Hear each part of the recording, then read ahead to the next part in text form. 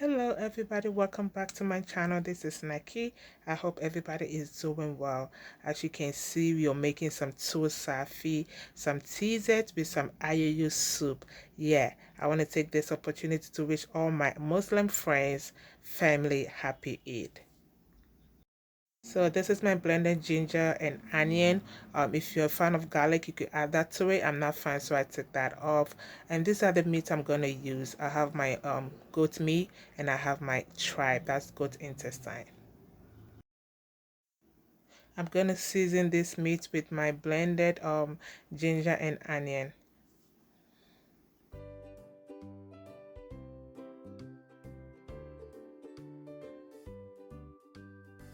I'm also going to use this all-purpose Badia seasoning.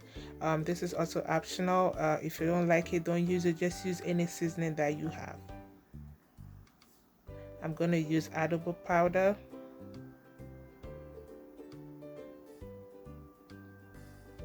Some shrimp tablet. This is also optional. If you don't like it, do not use it. Just use anything that you have, and some salt. Since I'm making a lot of stew, that's why I'm adding a little bit more seasoning to it. If you're just making it for the house, you might not need all that. I'm making a lot, so I want to make sure my meat is well seasoned. I'm going to let this cook till it's tender. And these are my vegetables. I'm using fresh tomatoes, onions, pepper, and ginger. I'm going to blend all this and we're going to start making our stew. In an empty pot, I'm pouring in my red oil. When you're making Tuo-Zaafi stew, it's advisable to use the red oil, but if you don't like red oil, you could go ahead and just use the regular vegetable or canola or olive oil, any oil that you prefer, but it tastes better when you use the red oil. I added my sliced onions to it. I'm going to fry this for about 1 minute, and I'm going to add my blended tomatoes, onion, ginger, and pepper.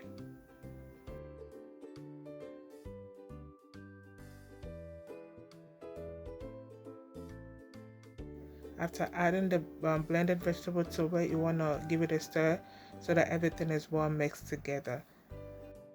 I'm also going to let this cook on the medium heat till most of the moisture is out.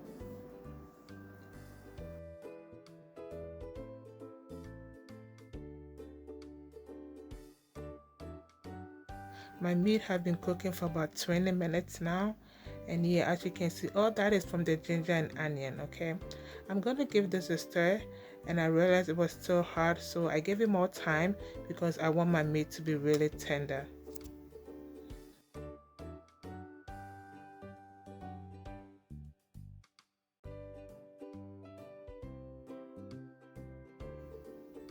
And now let's check on our stew.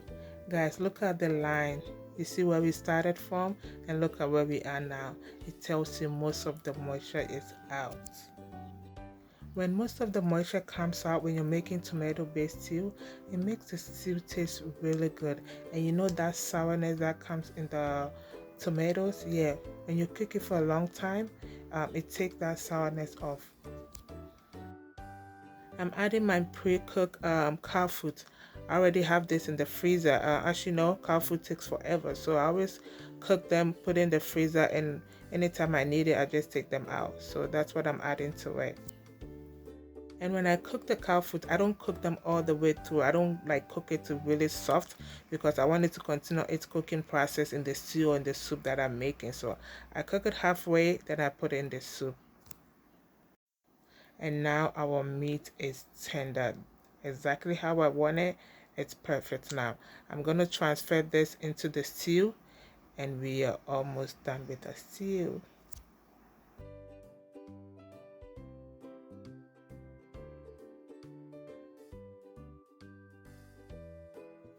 If you do not like meat, if you're vegetarian, you could do it without it. You could do the stew without the meat. Just add any fish you prefer. It's just that this kind of stew, what makes it Tuo-Zaafi stew is basically the goat intestine and the goat meat. It brings a lot of flavor. It adds different kind of flavor to it. But hey, if you don't like it, still go ahead and add your fish and enjoy the stew. It will still taste good, but just that you won't get that Tuo-Zaafi stew in it, okay? So as you can see, I added some of the liquid from the meat. Yeah, added some to it. Do not throw that away. It has a lot of flavor.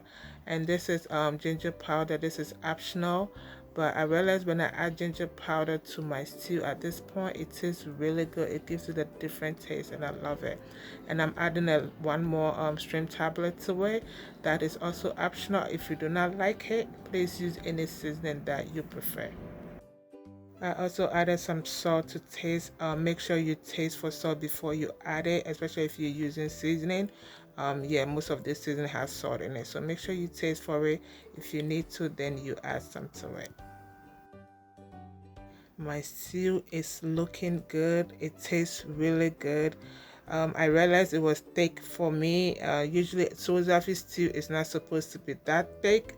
If you like it thick, yeah, leave it that way. But I realized it was too thick for me. It has to be a little bit liquidy, so I added more of my liquid from the meat, the stock from the meat, and yeah, it added even more flavor to the stew, and it was good. The stew is going to continue to cook for additional 10 to 12 minutes, and we will be done with the stew. And now let's head to our ayoyo. This is what I'm going to be using to make my ayoyo soup. This is also called jute leaves. Back home in Ghana, they use the fresh one, but since we don't have that, I'm going to be adding the okra to it. The okra is going to give you more slime to it, but when you use the fresh one, I don't think you need the okra. But because it's frozen here, sometimes it's really not slimy at all, so I'm going to add that to it. And this is how it looks from the pack. And when you buy it from the pack, it's always in the frozen aisle, so you have to thaw it out. I have to thaw this out like the night before, so when you buy it, it doesn't come like that. You have to thaw it out before you get it this way. All right, I'm now adding my blended okra to it, and I said this is optional. You don't need to add it if you don't like it, but I want some slime to my ayoyo soup, so I added a little bit to it. So the reason why I'm using the spatula to do that is I want to incorporate more sliminess to it, and when you do that, it incorporates more slime to your soup. I added some water to it. Yeah, make sure you add some water to it, otherwise it's too thick and it doesn't taste good when it's like that. Make sure you add some water to it and continue to do that to incorporate some slime into it. But if you don't like the slime, do not do that. So as I do that, I realized it still wasn't that slimy enough for me. So I added more okra to it, and yeah, I got the consistency that I wanted. Way back home in Ghana, I told you guys I lived in a Muslim community, and the way they do their ayoyo soup, they use this hard broom purposely for ayoyo soup. That's what they use to make the ayoyo slimy. Yeah, they have this broom that it's purposely, and it's supposed to be hard, not like fresh broom, the green type. Well, it has to be hard to make the ayoyo really slimy. So they use it to hit the ayoyo soup, and it gives it more sliminess to the soup. My soup has been cooking for about 5 to 7 minutes now. Yeah, I do have some sliminess in it, but it's not a lot. So I added saltpeter to it, and that's gonna help it give it more sliminess. And this is fish powder. I'm adding a lot of fish powder. When you add fish powder to your ayoyo soup, it tastes really good. So make sure you add some fish powder to it. If you don't have it yet, but make sure you get it. And this is my dawa dawa. This is locust beans that is blended. Yeah, I didn't have the fresh one, so I bought the blended one. And the last one was ginger powder. That is optional, but it tastes really good when I added it to the soup. So yeah, if you would like ginger powder, just add it to it. It makes the ayoyo soup taste really good. You want to give this a stir to make sure all that seasoning and one mixed together.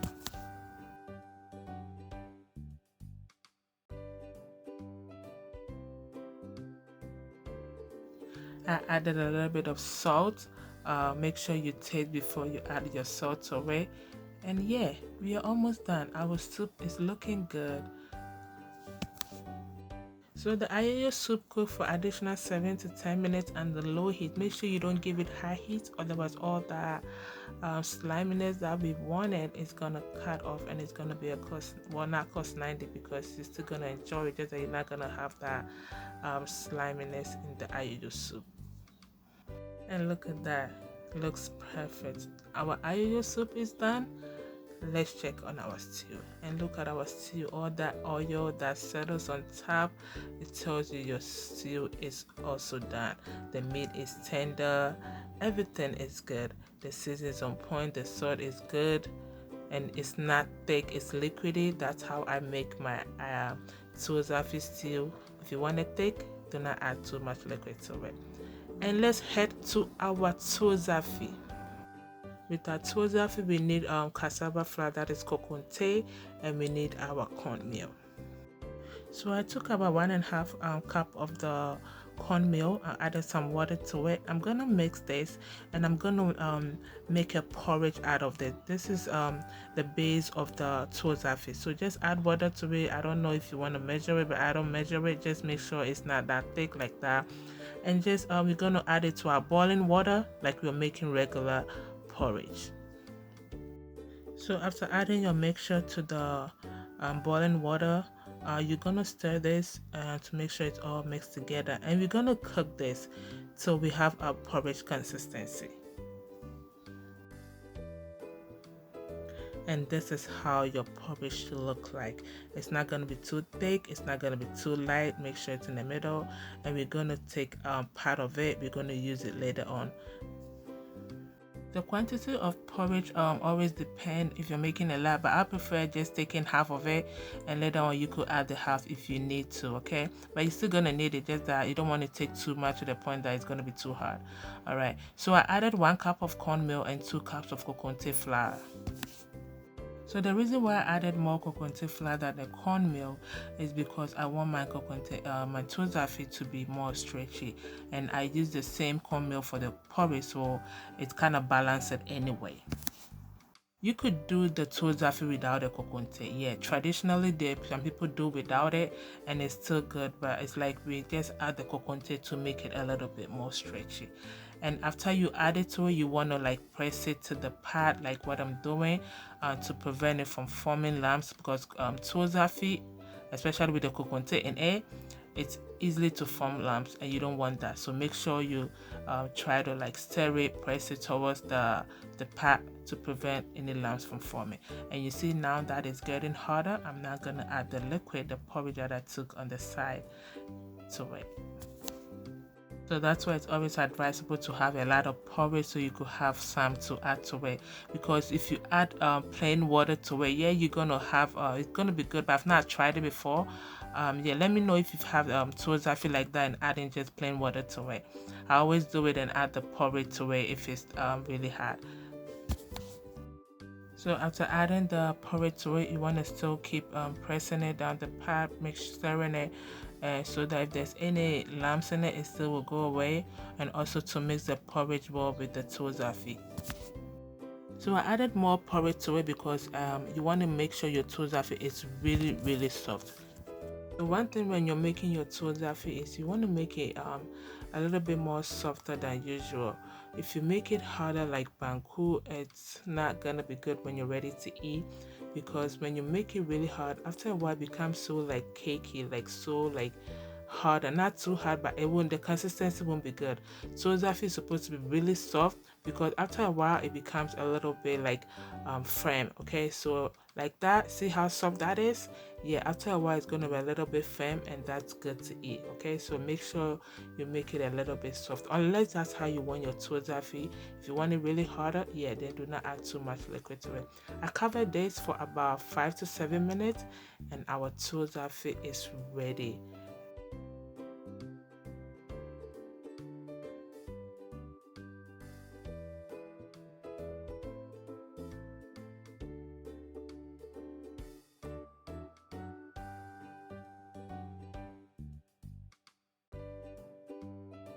And this is how I put my Tuo-Zaafi in bowl shape.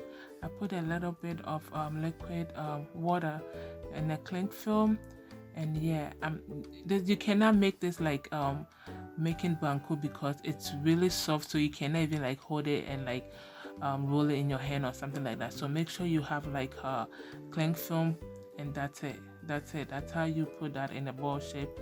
and in a while it's gonna be firm enough for you to eat it. Our Tuo-Zaafi, our Ayoyo, and our Tuo-Zaafi stew is ready. And this food is especially for all my Muslim friends and family. I wish you all a happy Eid. I know it's over, but we are still in the week and we are still celebrating it. So I wish you all a happy Eid. Our Ayoyo soup is looking good. Our stew looking good. It tastes good. And our Tuo-Zaafi is on point. Everything looks so good and it tastes good. Thank you so much for watching this video. I hope you learned something new. I hope you give this recipe a try and I know you will love it. Please subscribe to the channel if you haven't. Until I come your way next time, this is Cook with NAKIE. Be good to yourself. Be good to everybody. It goes a long way.